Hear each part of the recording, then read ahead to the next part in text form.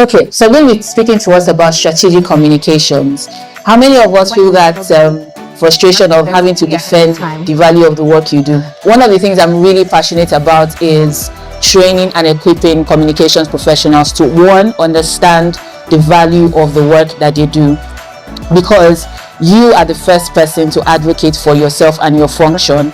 If you do not know what you're supposed to bring to the table, if you do not know why this function is valuable, then it's very difficult to be advocating that something different should be done.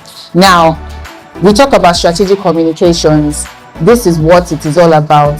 It's very deliberate and structured.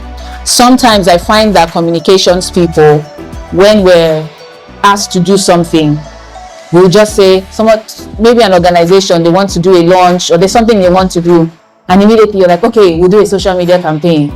Okay, we'll do a press release. How many of us have been there? Just activity. The activities are not bad, but the thing is that if you are not strategic and intentional in your approach, what then happens is they will now say, oh, Comms, you spent 2 million naira.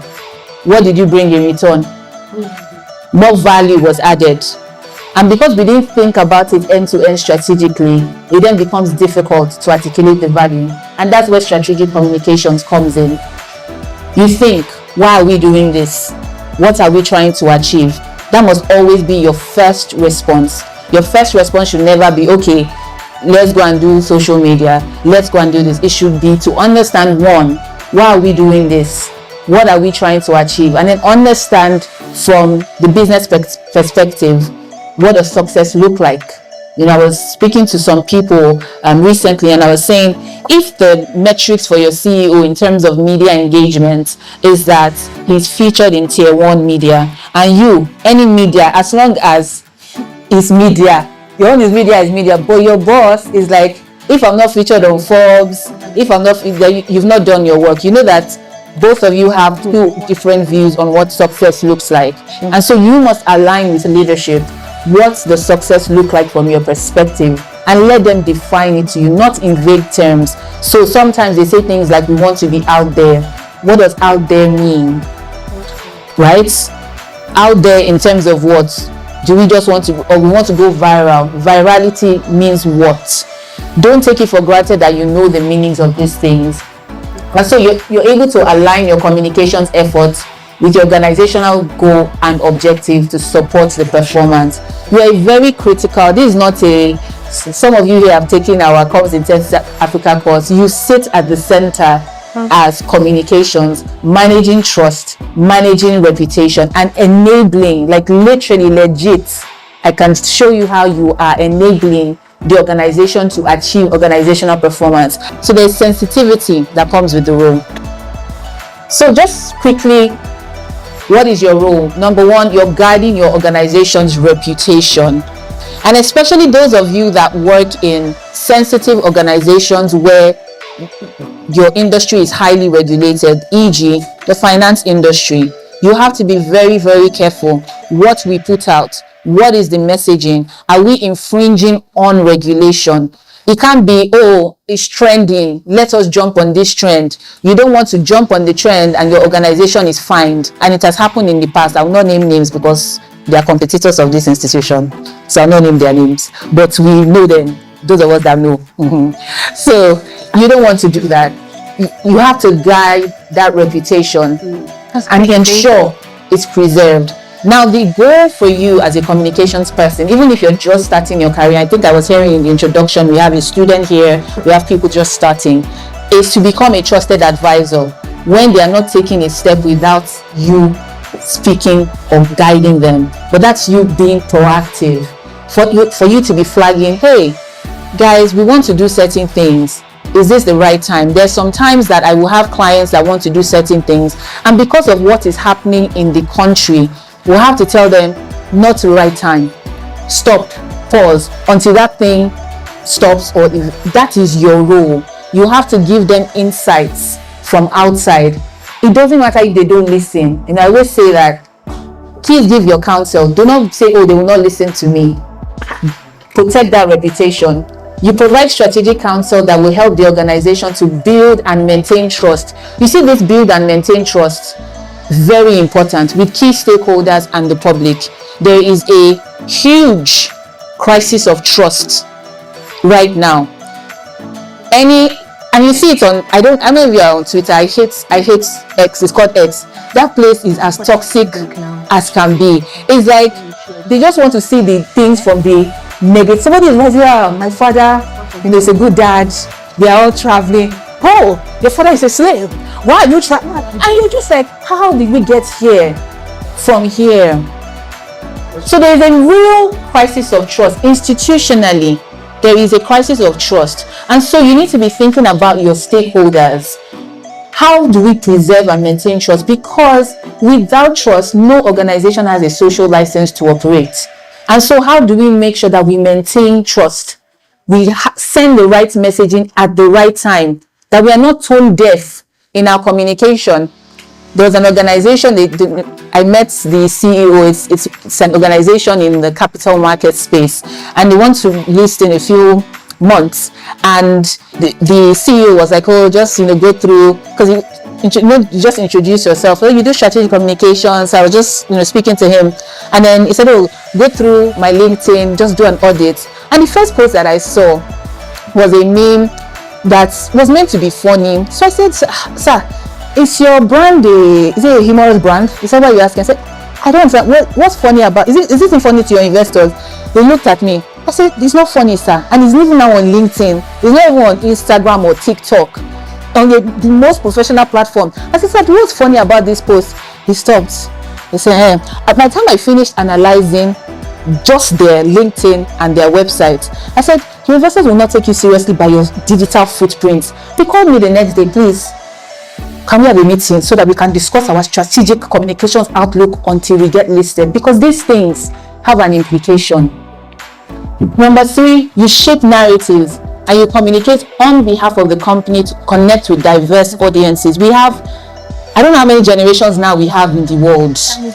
Generation Alpha, that's different trends. Gen Z, that's getting the brunt of everything now is Gen Z. You still have the millennials. You still have so many diverse audiences. There's a fragmentation. Things are happening to people. Right, with the Iran war, people are thinking about the ripple effect in terms of finances, oil. Do you know that it affects your work somehow? But are you paying attention? I literally downloaded one article that's analyzing the ripple effect from that Strait of Hormuz. I'd never heard of that place until the big guy in America went to go and do what he did. And you have to be paying attention. What exactly is that man doing? Because it seems like he wakes up and he discombobulates the world. How is it affecting your organization? Thanks, my queen. And you provide counsel that helps your organization to navigate emerging trends or risk. This, I can do a whole day training on communication risk, reputation risk, because that is the time that we live in now. How do I help my organization to navigate that? And then you're a bridge between external and internal stakeholders, provide insights and impact organizational performance. When I teach on measurements, because one of the things that communications people sometimes say when I come into training is, oh, what we do, we can't really measure this. And I say, that's a lie. You can't actually measure. You have data. But the thing is that we do not process our data. So for example, your back end of your social media, your back end of your website, are you tracking that data? Do you have a dashboard that I can ask you month on month, year on year, what are the metrics? What are the visits? What is the sentiment? I'm currently doing a perception audit for an organization, and it's so wild because when you speak to the senior leaders in organizations and they tell you about their business, it sounds great. By the time we go and do the audits and the research, usually for a lot of them, what the audience says, and this audits were researching regulators, contractors, even staff. And because it's anonymous now, people are free to talk. And when you present them the data, they realize that, oh, we're living in some sort of bubble. So, let me use a common example. An organization says, oh, our core value is excellence. And you see that in a lot of organizations' core values, but they don't live out that excellence. That's a problem. And you should be able to flag it. So I'm not going to go through this, but I always encourage communications professionals, please master this framework. I have a video on my YouTube channel where I explained it for an hour, but that's just a tip of the iceberg. Please go and learn. This is one of the things you have to really learn in class. How do you go from really understanding the situation, what is happening in the context of the industry I'm in, what is happening economically, politically, all of these things impact on your work and they impact your organization. What are the goals and the objectives of my organization and your communication? Who are my stakeholders, the audience? What do I need them to know, feel, and do? What is their interest level? What message am I giving to them? Strategy. What is the strategy that we're going to approach? This part, can you see where tactics is? This is the part that we love. We jump into tactics, but it's how many steps after. Then you think about the risk of implementation, timing, budget, and then you evaluate and you measure. This next slide. I'll pause to take some questions, but I wanted to really flag some best practices. Please have a thorough understanding of your organization and the drivers of growth. You have to know your organization. If your organization has annual reports, read it. Don't say I'm not a numbers person. It's a lie. You can know it. I'm a firm believer that if you find people that are experts, some of my friends that are subject matter experts in maybe some funny, maybe geography, I have a data scientist, I always tell them, explain it to me like a 5-year-old, because you have to understand your organization. It doesn't matter if your organization is into mining, you have to understand what that business is about. Now, for me as a strategic communications advisor, what that does for me is that I'm learning about multiple organizations at the same time. It's so wild. From oil and gas, another time is finance, another time it's maybe real estate, sometimes all at once, but I have to really understand. I learn fastest by books. If maybe the timeline is too short, I go on YouTube, quick explainer videos, because now I'm getting a lot of more clients in the capital market space. I found one corporate finance thing on YouTube. I said, great. I asked my daddy, I need a crash course on the capital markets. Recommend me a book. I said, daughter, read this. I said, thanks, dad. That's how I learn, because I need to know. They'll be speaking like AIR, Kiniko, and finance people, there's a way they speak and assume that everybody is like, I am just like, what in the world is that they're talking about? But it's my business to understand. Sometimes I'm like, yeah, but what's that? Sugar, sorry. But you have to know, it is your business to know. Now, conduct appropriate internal and external research. Please work with the right insights. Sometimes you can intuitively know what to do, but because you're working with people that don't have an understanding of what communications really is, you can't just come with intuition. Your intuition must be backed by data and insights. And so when I'm going to recommend to a brand or to executives, you guys need to do more thought leadership. I'm giving them data. I'm showing them what their competitors is doing. For example, one is saying, oh, we want to raise international funding, I'm telling them, hey, you have a very low profile. If you want to raise international funding, this has to change. And I'm showing them. So it's not me. They're seeing it, because business leaders, organizational leaders, they work with data and insights. Communications, I know that we work with words, but let's learn to work with data and insight as well. Then you set objectives that are aligned with your key organization's goals. There's a big gap that I see a lot. Sometimes people will send me their communication strategies to review, and I'll be like, oh, so how does this help you to achieve what your organization wants to do? It's not just to do something and get 10,000 views. How many of us have heard when they talk about vanity metrics? I don't think anything is a vanity metrics, because you do need the views, you do need the followers, but the problem from an organization perspective is when we stop there. Okay, you have 100,000 followers. I always say, and so what? What does that translate into in numbers? Has that translated into sales? Has that translated into increased reputation? Has that translated into leads? What exactly does 100,000 followers do? And so those metrics, I don't call them vanity metrics, but when you stop at those metrics, there's a problem, because you're not connecting the dots. Always think about how to connect the dots in your work. Get the buy-in of critical stakeholders, collaborators, and implementers. Because a lot of times communications people are brought in at the last minute. There is a way you can work isolated. How many of you are the only comms person in your organization? I'm sorry. Oh God. You see, it's something that I'm saying, God, that needs to change, because communications is not a one-person function, and I sympathize with both of you because it is a lot of work to do that. However, I also believe that there is strategy in changing that, being able to deliver, but being able to advocate for the resources that you need, being able to use results to ask for certain things. And that's what I always ask communications people to do. When you get a certain milestone, use that to increase your budget, use that to increase your human resources. Very, very important. Sure. Get your baseline figures and measure the metrics that matter.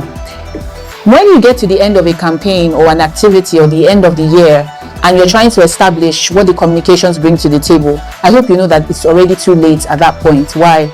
You don't have baseline figures. So let me use the one that we typically tend to say. We want to increase brand awareness. How are you going to know if brand awareness increased or did not increase if you didn't have a baseline figure? So we have to get comfortable with having baselines.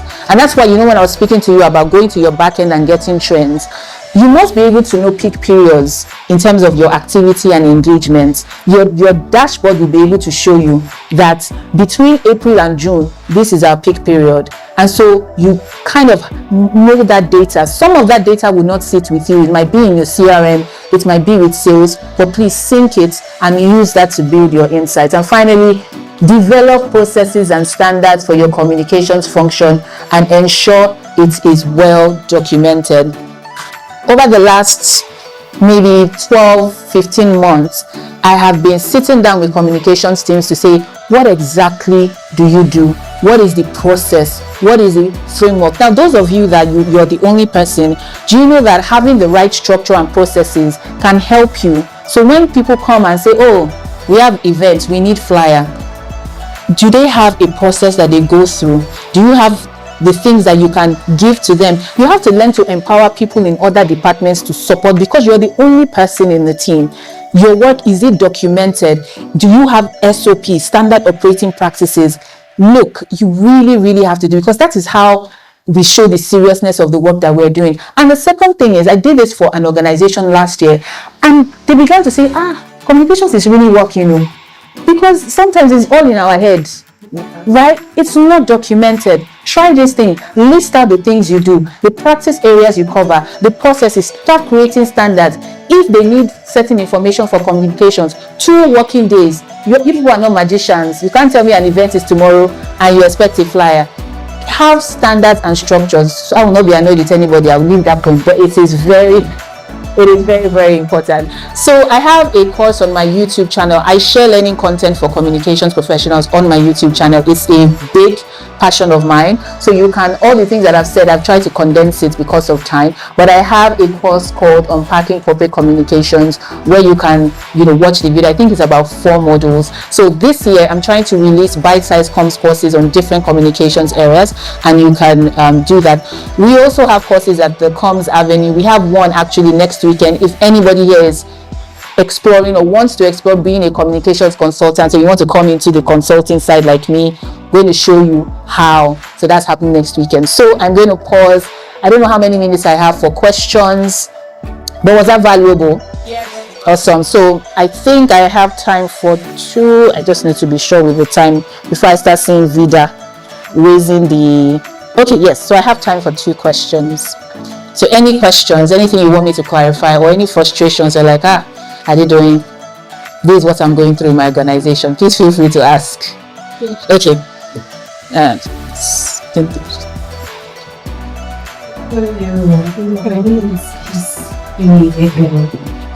So my question is, how do we manage movements of virality?